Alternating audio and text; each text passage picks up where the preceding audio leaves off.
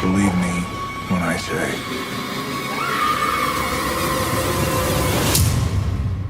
sometimes dead is better.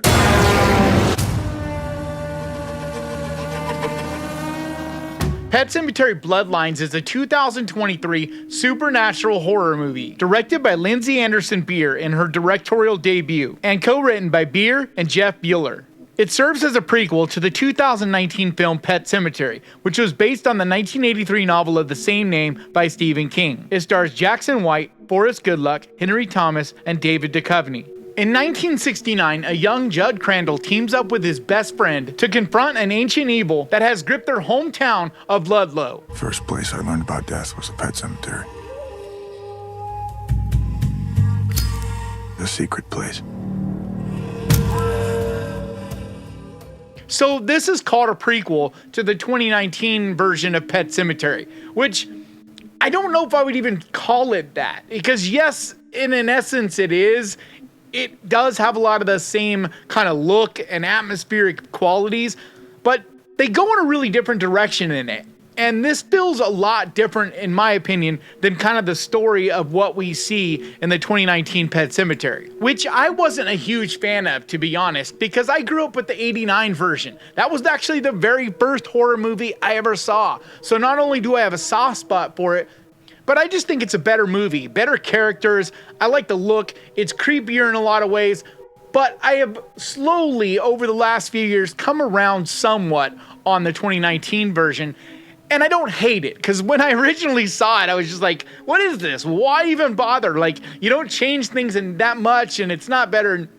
Basically, I just did not really care for it. But after I've rewatched it a few times, I still don't love it. I still have problems with it, but I think it's a serviceable, pretty fun movie and really not too bad, especially when it comes to the atmosphere. I think the atmosphere, set designs, and creepy qualities like that are where it shines. And so in that regard, this one does kind of have a lot of that same feel.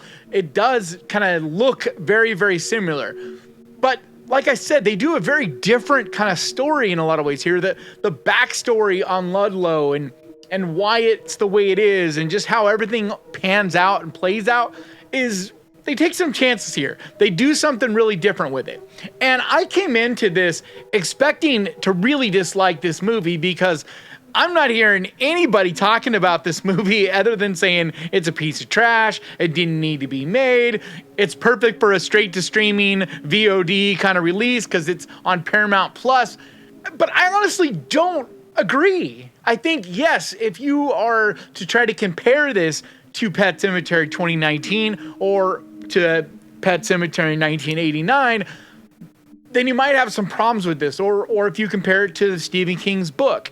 Because like I said, it does take some chances. It does do a lot of different things than what you kind of feel like those movies are about, like the universe. And it's hard to not spoil this. I'm trying to not spoil it. And if I give you examples on what I'm talking about, it would spoil it.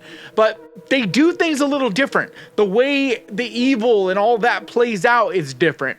The way the town is involved with the evil is different. They just do some different things here that I actually really liked, because I went into this expecting to really not like it and came out being entertained and having a good time with it, because it does do different stuff. So it kind of paints it in this a little bit different of a universe.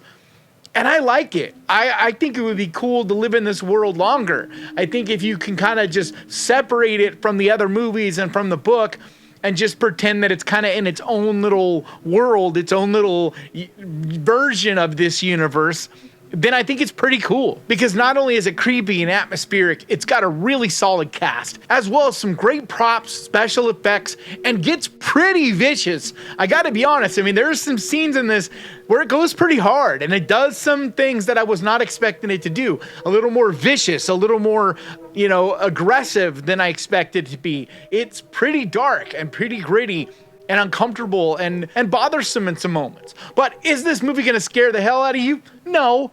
But I think for Halloween time, it's fun and creepy It's got a lot of that moody, atmospheric thing, that supernatural thing that I really enjoy for the Halloween season. That for me is what Halloween's about, is that supernatural ambiance, creepy, atmospheric stuff. And it does a really good job of presenting that. It looks really polished. The pacing of this movie is good. It doesn't feel slow. And for a first-time director, I think she does a great job with it as well. But with that being said, I'm not saying it's a perfect movie at all. It does have some holes and flaws. There are a few things that don't quite make sense.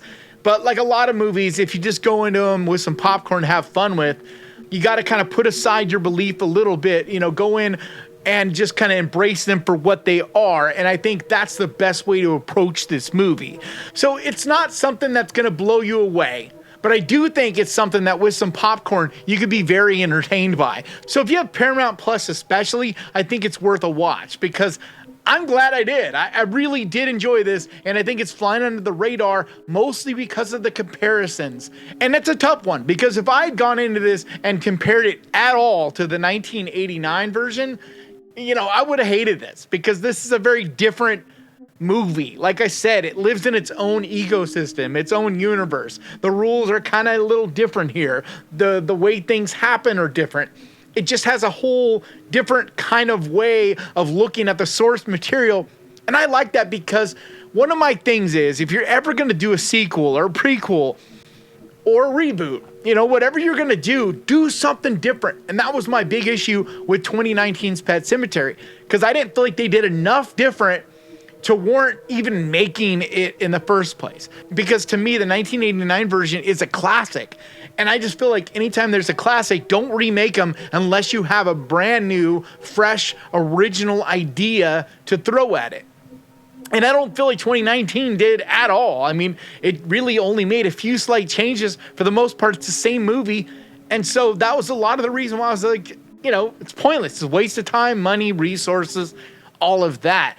But at least with this, they did take some chances. They did change things up. It does feel original and unique, and doesn't just paint by numbers the same story all over again. There's a very different kind of story here, and I like what they did. I like how they involved the city and the stakes that were involved for everybody in the town, and the way they presented the evil. It was very creepy. They had a few characters that become like the evil possessed whatever, and they're pretty damn creepy. I mean, like I said, there's some visuals and moments that are really kind of uncomfortable and disturbing. The only real big issue I had with it, the way it looked, is I was in a completely dark room watching it on my laptop, which is not a tiny screen by any means. It's not like my phone. And I could barely see the final act of this. It's very, very dark. I don't exactly know why they went so dark with it, because sometimes going dark makes it creepy, and then other times when you go this dark, it's like, I don't even really know exactly what's going on.